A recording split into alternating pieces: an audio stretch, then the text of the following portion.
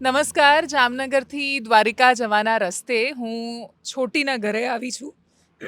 છોટીના પપ્પા માલધારી છે, ગાયું ભેંસું બધું રાખે છે. પાછળ ભેંસ છે તમારી, એનું ધ્યાન રાખજો. અને ચૂંટણીનો આપણા માટે, નેતાઓ માટે એક જ પર્યાય હોય કે એમણે વોટ લેવાના છે, પણ અમારા માટે અને આખા દેશ માટે સૌથી મોટો પર્યાય એ છે કે આપણને આપણા દેશના સમાજના એવા હિસ્સા અને લોકો વિશે જાણવા મળે છે જે લોકો આપણા કરતાં ખાસું અલગ જીવન જીવે છે અને છતાંય મોજથી રહે છે. અને એટલે જ છોટીના પપ્પા સાથે વાત કરીશ. એમને ત્યાં મહેમાન આવેલા છે, ભેંસ જોવા માટે આવ્યા હતા, ખરીદવા માટે નીકળ્યા હતા. શું નામ તમારું? કાળુભાઈ.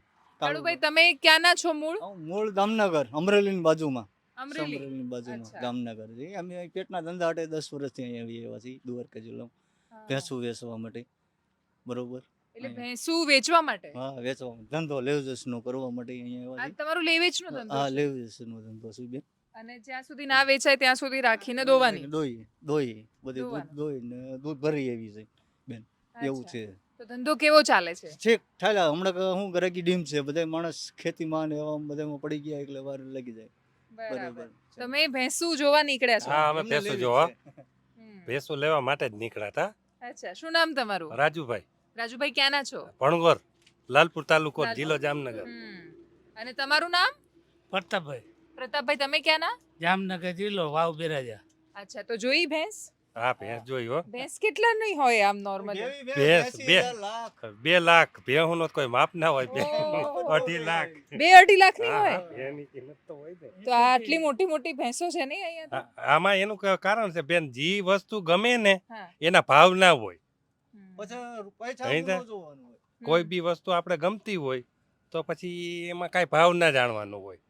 આપણે અચ્છા. દૂધ પીવા માટે લેવી હોય, વાત સાચી. તો ઘરે છે તમારે અત્યારે કોઈ ઢોર? ઘરે હતી પણ વેચી નાખી એક હમણાં. એટલે હવે બીજી જોઈએ છે? બીજી લેવા, ઈ કઠણ હતી, ના દોવાતી, હમ. મારા ઘરના હતી, તે મેં કહ્યું એક પાછ બદલાવી નાખી એમ. તો હવે પેલી દોવા દે એવી ભેંસ હા, એવી, હા, જોવા એવી. નીકળે. તાજા હા, દૂધાણા વાળી. સમજી ગઈ. બાકી તો અડવા ના દે છે હે ને હા, ભેંસ? હા, હા.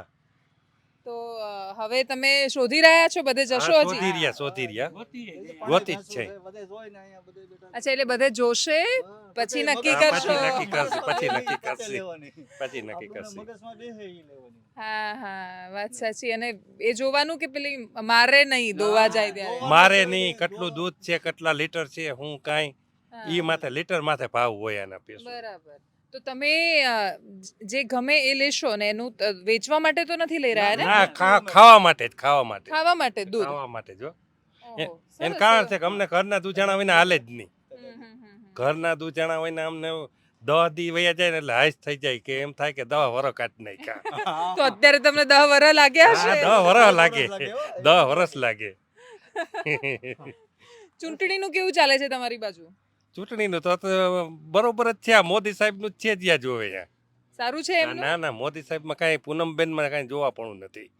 સારું કામ કરે છે? ના ના, સારું જ કામ કરે. તો ફરિયાદો નથી ના, કોઈ કોઈ તમને? આર્થિક રીતે કોઈ દી કોઈને નડતર રૂપ કે ઈ કાંઈ નહીં.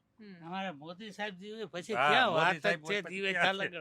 એવું? આપણે ગુજરાતની પબ્લિક ને કોઈ ચિંતા જ નથી. મોદીના રાજ છે. મોદીનું રાજ છે મોદી. ભાઈ. સરસ. તો તમને ગમે છે નરેન્દ્ર હા, મોદી? અને નરેન્દ્ર શું મોદી. ગમે છે પણ એમાં? પણ એના કામ બોલે ને, તમે આ રોડ ના રસ્તા તમે જુઓ તો ખરા. ના, વાત સાચી. આ હાઈવે બહુ સરસ છે દ્વારકા હા. સુધી જતો. ગમે ત્યાં તમે જાઓ એમ, મોદી સાહેબ ને એ બાબતમાં બધે કામ. તે પછી ખેડૂને વગર વ્યાજે લોનું હા. ઘણું બધું અમને ફાયદો છે. તો તમને લોન મળે છે આ વગર લોન વ્યાજે? ખેડૂને જ મળે ને, આમ તો પેલા ખેડૂત પૈસા આવતા હશે? હા, 6,000 પડે, 6,000 પડે. 6,000 પડે તો હપ્તો. ખેડૂતોને ભાવ મળે છે? કેમ કે અમુક જગ્યાએ લોકો ફરિયાદ બહુ કરતા હોય છે. ભાવમાં આજે ફેરે છે રાવ. હમ. ભાવમાં આજે ફેરે ડીમ છે બધું. બાકી ઓલા પૈસા મળે, 3 લાખનું વ્યાજ મહિનાના પૈસા મળે, એ બધું. અને એના કામે બોલે છે, પણ આજે ફેરે માલમાં ભાવમાં બધા ખેડૂને માર છે. બહુ હા, અતિ કેમ માર કે એની છે. રાવ નાખે છે હા, બધા. આજે ફેરે હિસાબ ભાવમાં કરો ને, 12,000 હતા તેદીના ભાવના આજ લીધા 3,000 રૂપિયા કિલો લઈને વાવ્યા જીરા 3,000 થઈ, અને એના આજ 4,000 નો મણિકો જાય. મણિકો, હા, 4,000. 4,000 મણિકો જાય તો હવે આવડી ક્યાંથી હાંધવી એમ. હમ. અને ખર્ચા તો અવારના વર્ષમાં 4,000 રૂપિયા થઈ ગયા. ઋતુ નથી આવી, દવાના ને હાઈસ ચડી ગયા કયો. એટલે એમાં કપામાં ખેડૂતનું મન નથી માનતું. કપા, મગફળી, મગફળી. કોઈ વસ્તુના ભાવ નથી. એટલે હા, કશાના નથી, માંડવીના નથી મળતા. અને મજબૂરીને કારણે પછી દેવું પડે કયો. રાખીને મજબૂરી- કરવાનું હા શીખો છો. મજબૂરી છે. અને પાછું હમણાં વળી નવે સાથે નવું બિયારણ ને વળી ઈ મનસે તૈયારી થવા ખાતર સુપર. બરાબર. તો એના સિવાય તમને બાકી કોઈ ના ફરિયાદ કાંઈ નથી? બીજી કાંઈ કોઈ જાતની તકલીફ નથી. એક આ અવાર ભાવમાં હે સમજ્યા. એટલે ઈ જો કે સાહેબ કેટલી ચૂંટણીમાં નતા પડ્યા હોય પૂગી ના કે એવી વાત જોઈને બેઠા કે ચૂંટણી જાય એટલે હરાડે થઈ જાય. એવું તમને હા લાગે છે? લાગે છે એવું કે અને ખેડૂતનું ભલે અમે કહેતા નથી પણ એ અમારું સાંભળશે એમ. એવું અમારો આત્મા કીએ છે એમ કે મોદી સરકાર ચૂંટણી વહી જાય ને બધું આ થઈ જાય ઠારે પડી જાય એટલે ભાવ કરે એમ એક ફેરે. બરાબર. તો તમારે ત્યાં કોંગ્રેસ વાળા આવે છે પ્રચાર કરવા? ના કોઈ દી અમારા ગામમાં જ નહીં, અમારું ગામ જ ભાજપી છે. અચ્છા, આખું ગામ જ એવું છે? આખું ગામ જ ભાજપી. તો એ લોકો ટ્રાય નથી કરતા? ના અમારું ગામ અમે રજપૂત છે હા. પણ પટેલનું જ ગામ અમારું. તો તમારું તો આંદોલન નથી ચાલતું? ના આંદોલન પેલું ચાલે છે એક ઈ ચાલે છે પણ અમે એમાં નથી. ઓહો. અચ્છા. એમાં અમે નથી. બરાબર. અને તમે રાજપૂત છો? હા રાજપૂત જ અને તમે આંદોલનમાં નથી નથી? નથી તો આંદોલન વાળા સાચું કરે છે કે ખોટું કરે છે? એ તો બરોબર બેન સાચું ને ખોટું બેય છે એમાં પણ અમે હજી એમાં નથી કે એમાં અચ્છા. તો તમે ભાજપ જોડે જ છો? આવો ભાજપ જોડે જ થાય એમાં. બરાબર. તો તમે જામનગરના જ છો ને? હા, જામનગર.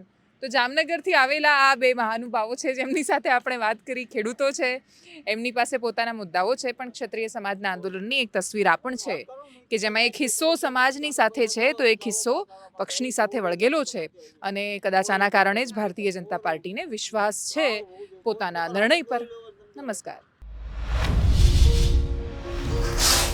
મેડિકલ ફિલ્ડના 20-22 વર્ષના મારા કરિયરમાં એક કેસ મને હજી નથી ભૂલાતો.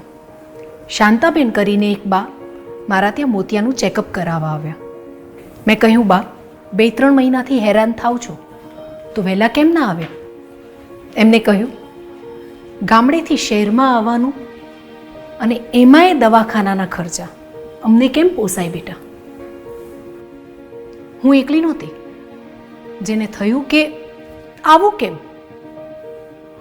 આ પ્રશ્ન અને આ ચિંતા જઈને સ્પર્શ્યા આપણા નરેન્દ્રભાઈને પણ. એમની જ લીડરશિપમાં તો રાજ્યના ખૂણે ખૂણે પથરાયા રસ્તાઓ અને ઇમરજન્સીમાં દોડમ દોડ આવતી થઈ 108 એમ્બ્યુલન્સ, હેલ્થ ઇન્ફ્રાસ્ટ્રક્ચરને ગ્રાસરૂટ સુધી વિસ્તારવામાં આવ્યું અને મેડિકલ કોલેજો પણ વધી. અત્યાધુનિક ટેકનોલોજી અને ઇક્વિપમેન્ટ્સથી સજ્જ ફેસિલિટીઝ સ્થાપવામાં આવી. સસ્તા ભાવે ગુણવત્તાયુક્ત દવાઓ મળતી થઈ. દેશભરમાં 10,000થી વધુ જન ઔષધિ કેન્દ્રો કાર્યરત થયા. ગરીબને ગંભીર બીમારી સામે લડવા મળ્યું રક્ષા કવચ, એ પણ લાખો રૂપિયાની મફત સારવારના સ્વરૂપે. શાંતાબાઈ જેવી લાખો માતાઓના આશીર્વાદથી એ સેવાભાવી પુત્ર હવે આવનારી પેઢીને આપશે એક સ્વસ્થ જીવનની ભેટ. માત્ર 2 જ દાયકામાં રાજ્યના હેલ્થ સેક્ટરે જોયું છે જનરેશન્સને આવરી લેતું ટ્રાન્સફોર્મેશન. અને એટલે જ તો ફરી એકવાર મોદી સરકાર